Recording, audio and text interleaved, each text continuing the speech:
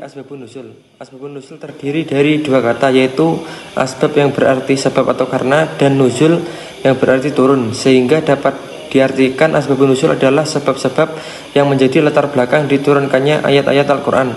Maka dari itu, untuk memahami Al-Quran secara mendasar atau fundamentalis, diperlukan pengetahuan tentang asbabun nuzul.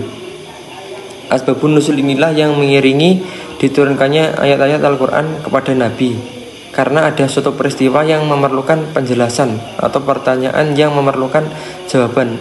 Adapun pengertian ini telah dibenarkan secara syariat oleh umat Islam. Al-Quran merupakan sarana pendidikan bagi umat manusia, terutama umat Islam.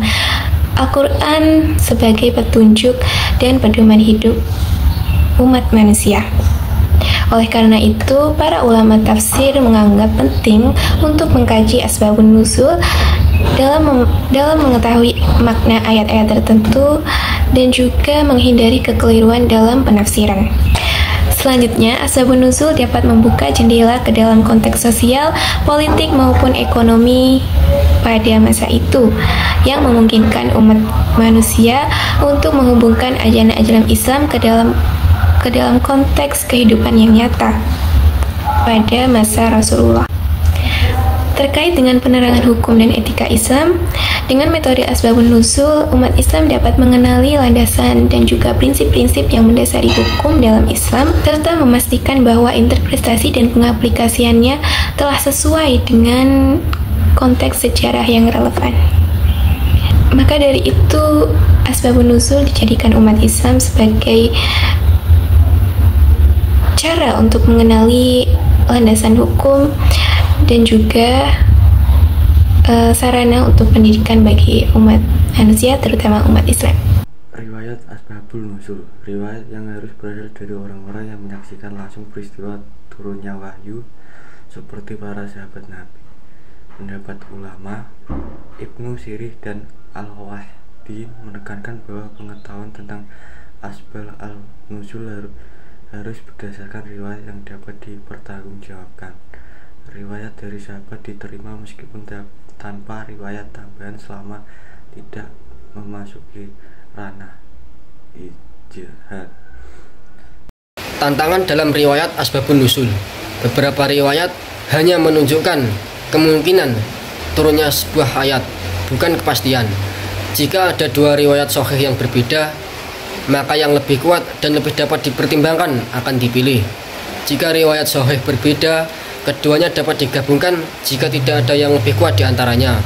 Apabila sanad dari dua riwayat tersebut sama validnya, maka yang diutamakan adalah perawi yang menyaksikan peristiwa atau pertimbangan-pertimbangan semacamnya. Apabila kedua sanad tersebut sulit ditarjih, maka pemecahnya adalah hipotesis berulang-ulangnya turun ayat setelah ada dua sebab atau sebab-sebab yang disebutkan. Asbabun nuzul membantu menjelaskan makna dan tujuan dari suatu ayat, sehingga mempermudah para ulama dalam menafsirkan dan mengaplikasikan hukum yang terkandung di dalamnya. Asbabun nuzul dalam produksi hukum berfungsi sebagai alat untuk mengetahui dialektika antara nas dan setting sosial.